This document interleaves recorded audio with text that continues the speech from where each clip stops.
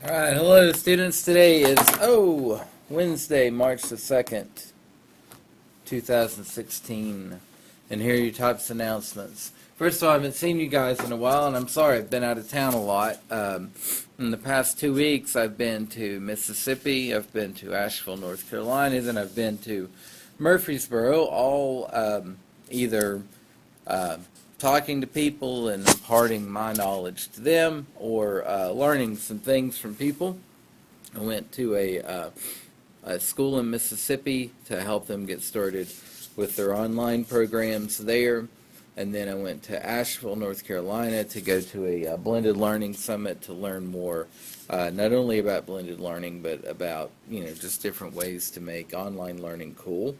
And then I just got back from a STEM summit in Murfreesboro where I learned more about STEM, and also sat on a panel and presented about how we are doing some STEM stuff online. So, been traveling a lot. I'm really tired of traveling. I mean, I love to travel, don't get me wrong. I like being in other places and talking to people, but at some point it exhausts me because I'm a slave to my routines, and I get out of them when I'm traveling. Word of the day is very good. It's somnolent. Somnolent means what I am right now, which is sleepy, drowsy. Somnolent can also mean as an adjective, well, it's an adjective all the time, but also it can mean like something that puts you to sleep. Like I could say that the rain on the tin roof was very somnolent. Or the cat sleeping on my chest was somnolent. Things that put you to sleep, or you could use somnolent as just being sleepy or drowsy. I don't put me to sleep. I'll probably put you to sleep in these announcements. Right now, of course, it's yesterday was Super Tuesday. And what Super Tuesday is when a lot of different states have their primary for president. And I think Donald Trump and Hillary Clinton won Tennessee for the Republican and Democratic primaries. You can check those results just by Googling Super Tuesday, and it brings them up automatically.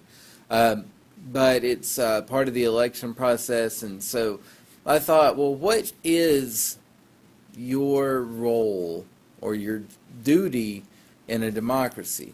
Now, I'll be honest with you, and this is something I feel bad about. I didn't vote because I didn't know I'd be out of town because I didn't look at my calendar, and I didn't vote early. So, mea culpa, I'm guilty. I didn't perform my civic duty. But so I thought about, well, what is my civic duty? Well, as you know, we live in a democracy, which the Oxford Dictionary defines as a system of government in which all the people of a state or polity are involved in making decisions about its affairs, typically by voting to elect representatives to a parliament or similar assembly. So, your civic duty in a democracy is to cast a vote, because that's how you have a say in anything that goes on. So I didn't perform my civic duty. I feel really bad about that. What I feel even worse about, though, and I voted, since I was 18, which is almost 20 years, will be 20 years ago in April. But since I was 18, I have voted in pretty much every single election I've been able to vote in, except for this last primary. It's sort of like, I'm trying to think of an analogy just to make it more real.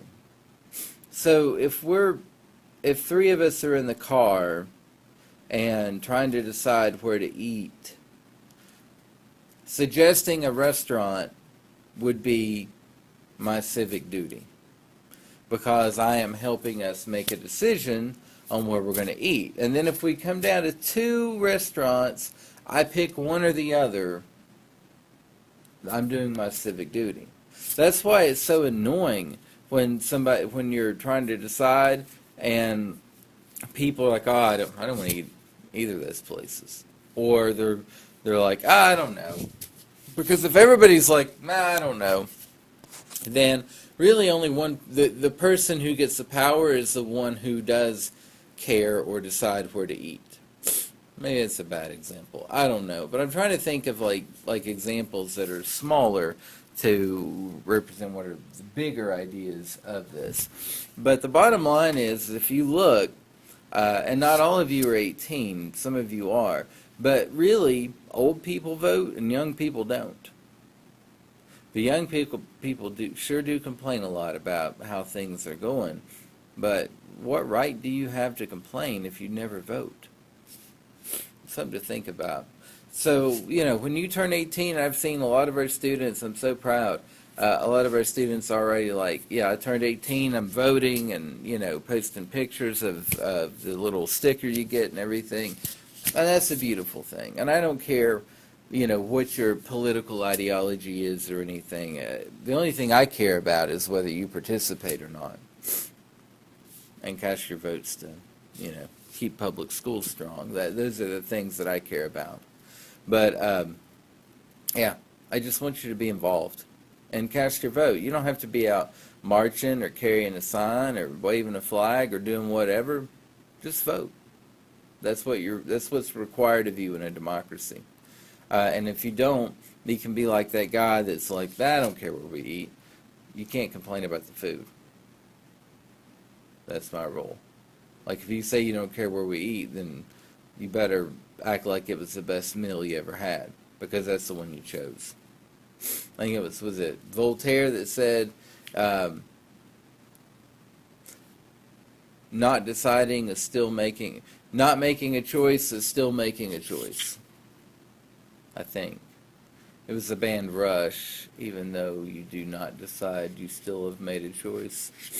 I don't know. But the bottom line is that whether you vote or not, you still are making a choice. Because if you don't throw your vote in, lend your voice to the discussion is still happening. Just by omission, you are allowing something to happen. So anyway, it's your thought for the day. Hadn't been on here in a while. It's hard to do when I'm on the road because I've got so much else going on. It's just weird to record these things in a hotel room or on location. I should do that. It would make them more exciting. All right. Y'all have a good day, and we will see you tomorrow.